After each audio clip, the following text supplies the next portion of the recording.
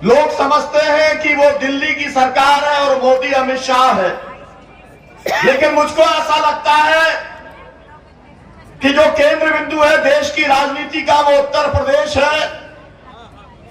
और इसीलिए कारपोरेट भगाओ देश बचाओ का नारा किया गया बुलंद। आंदोलन में जन सहभागिता सुनिश्चित करने के लिए संयुक्त किसान मोर्चा के नेता जाएंगे गांव-गांव। किसानों की उपज खरीदने के लिए न्यूनतम समर्थन मूल्य को कानूनी गारंटी के दायरे में लाने, नया बिजली बिल वापस लेने, 300 यूनिट घरेलू बिजली फ्री देने और सिंचाई के लिए किसानों को मुफ्त बिजली देने की मांग को लेकर किसानों मजदूरों ने संयुक्त किसान मोर्चा के आभार 3 दिवसीय पड़ाव के तहत लखनऊ के इको गार्डन में धरना प्रदर्शन देकर सरकार को कटघरे में खड़ा किया और चेतावनी दी, अगर किसानों की मांगें नहीं मानी जाती हैं तो आने वाले समय में आर पार की लड़ाई लड़ने को किसान और मजदूर मजबूर होंगे। संयुक्त किसान मोर्चा के इस पड़ाव के कार्यक्रम में कई एक मुख्य मांगें और भी शामिल की गईं, जिसमें किसान आंदोलन में शहीद हुए किसानों को 5 लाख रुपए का मुआवजा देने और लखीमपुर खीरी कांड की साजिशकर्ता अजय एनू को बर्खास्त करने, किसानों का कर्ज माफ करने, बारिश से तबाह हुई फसलों का मुआवजा देने की मांग भी प्रमुखता से उठाई गई। किसान नेताओं, ट्रेड यूनियन तथा तमाम फेडरेशन के नेताओं ने संयुक्त रूप से एकता कायम कर केंद्र सरकार के खिलाफ एक बड़े आंदोलन को खड़ा करने पर जोर दिया, ताकि केंद्र सरकार की जन विरोधी नीतियों को रोकने और सरकार को उखाड़ फेंकने के लिए संयुक्त ताकत का निर्माण किया जा सके। संयुक्त किसान मोर्चा के नेताओं ने निजीकरण, ठेकाकरण जैसी समस्याओं को प्रमुखता से उठाया। खेतीबाड़ी और किसानी में बहुराष्ट्रीय कंपनियों के प्रवेश पर रोक लगाने के लिए एकता कायम करने पर भी बल दिया। घटते रोजगार के अवसर, बढ़ती महंगाई के लिए केंद्र सरकार को दोषी ठहराते हुए आरोप लगाया कि केंद्र सरकार कारपोरेट घराना की दलाली करने में लगी है। सरकार ने पूंजीपतियों का करोड़ों रुपया माफ कर दिया है, जबकि किसानों की कर्ज माफी के नाम पर बात करने को भी तैयार नहीं है। ऐसे समय में केंद्र सरकार को एकता कायम करके किसानों का कर्ज माफ करने के लिए बाध्य किया जा सकता है। 3 दिवसीय पड़ाव के समापन अवसर पर देश के महामहिम राष्ट्रपति और राज्यपाल को संबोधित 24 सूत्री मांग पत्र उप जिलाधिकारी को सौंपा गया। उसके बाद गगनभेदी नारों के साथ 3 दिवसीय पड़ाव का समापन किया गया। संयुक्त किसान मोर्चा के नेताओं में प्रमुख रूप से मुकुट सिंह यादव, शशिकांत इम्तियाज बेग, स्त्री प्रसाद कुशवाहा, धर्मपाल सिंह चौहान, राजवीर सिंह यादव, विमल त्रिवेदी, कमलेश यादव, डॉक्टर ब्रजबिहारी राजेंद्र यादव, प्रेमनाथ राय, रविंद्र मिश्र, BN सिंह आदि लोगों ने संबोधित किया। केंद्रीय गृह मंत्रालय के नीचे जो उसके अंदर संस्था आती है, उसने खुद ने बोला पिछले 10 सालों में भारत के अंदर 1 लाख से ज्यादा किसानों ने आत्महत्या किया कर्जे की वजह से।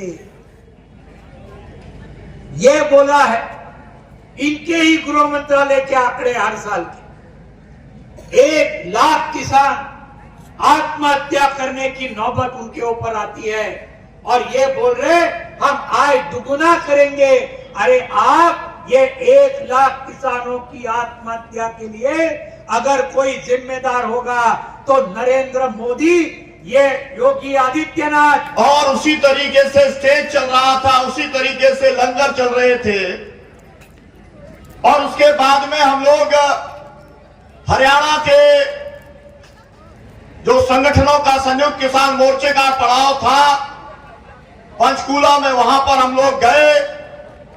वहां पर भी पूरी ताकत के साथ में हरियाणा के किसान पंजाब के किसानों के साथ में कंधे से कंधा मिलाकर के महापड़ाव वहां पर दिखा रहे थे, चला रहे थे। साथियों, आप यहां पर कल से इकट्ठे हैं। मुझे लगता है कि इस समय देश की राजनीति का जो केंद्र बिंदु है, लोग समझते हैं कि वो दिल्ली की सरकार है और मोदी अमित शाह है, लेकिन मुझको ऐसा लगता है कि जो केंद्र बिंदु है देश की राजनीति का वो उत्तर प्रदेश है। और इसीलिए इस किसान महापड़ाव की सबसे ज्यादा महत्ता है और यहां पर जो कुछ तय होगा उससे आने वाले समय की यहां पर राजनीति तय होगी। केवल इसलिए नहीं कि यहां पर 80 सीटें हैं, केवल इसलिए नहीं कि सबसे ज्यादा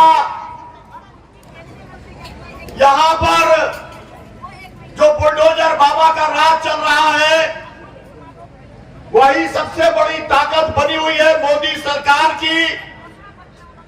बल्कि इसलिए भी कि उत्तर प्रदेश परिवर्तन की भूमि है। उत्तर प्रदेश के अंदर जितना आंदोलन, किसान आंदोलन हुआ, महात्मा टिकैत के जमाने से लेकर के अब तक सभी किसान संगठनों ने मिलकर के जो आंदोलन किए, मुझे लगता है कि संख्या के अंदर सबसे ज्यादा पंजाब जरूर दिखलाई पड़ता होगा। लेकिन एक एक जिले के अंदर यहां पर जिस तरीके के संगठन काम कर रहे हैं, वैचारिक संगठन काम कर रहे हैं, अलग अलग मुद्दों को लेकर के काम कर रहे हैं, देश के अंदर ऐसा कहीं पर भी नहीं। कृषि आपका जो महापड़ाव है, इसमें प्रमुख मांग क्या है?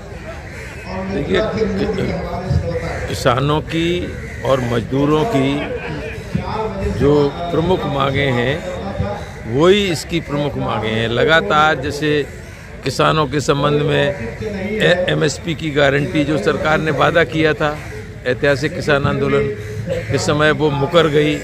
इसी तरह कर्जा मुक्ति का सवाल, बिजली बिल वापसी की पूछ के करेंगे संसद में पेश, वो भी मुकर गई।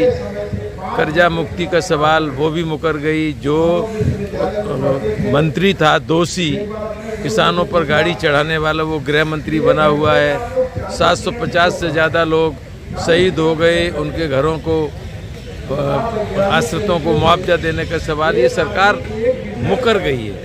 एक दूसरा ये मजदूरों का सवाल है, जो श्रम संहिता कॉरपोरेट परस्त उनके हितों में लाके जो मजदूरों के हित के कानून थे, संघर्षों से बने थे, उन्हें हटा के और उनके पूरी तरीके से पूंजीपतियों को, कॉरपोरेट्स को उसमें दे दिया है। तो छटनी का सवाल, वेतन वृद्धि का सवाल, स्थायीकरण का सवाल, निजीकरण करते चले जा रहे हैं। जो मिनिमम वेज है 26,000, वो सवाल और भी महत्वपूर्ण बात है कि इस तरीके के आयोजन से क्या सरकार पे दबाव बना पाएंगे? मैं पूरी बात करूँ। और जो मुख्य बात यह है कि ये सरकार असली मुद्दों से ध्यान हटाने के लिए सांप्रदायिकता का खेल, नफरत का खेल खेल के और जनता को भ्रमित करना चाह रही है। तो इसके खिलाफ ये है। और पूरे किसान आंदोलन से लेके, और ये ऐतिहासिक इसलिए है कि किसान मजदूर पहली बार, अलग अलग बहुत लड़ाइयाँ लड़ी हैं,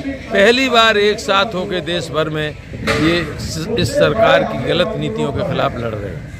क्या आप इन आयोजनों से सरकार को दबाव में ले पाएंगे? बिल्कुल दबाव में ले पाएंगे। इसका उदाहरण है कि अपने को मोदी 30 मार्का बनते थे, 3 काले कानून उन्हें लेने के लिए मजबूर होना पड़ा। तो हम तो यही तरीका है, इसके अलावा कोई और तरीका नहीं है। न्यूनतम समर्थन मूल्य पे को जो है कानूनी जामा पहनाने के लिए क्या कोई आगे की और रणनीति आपकी?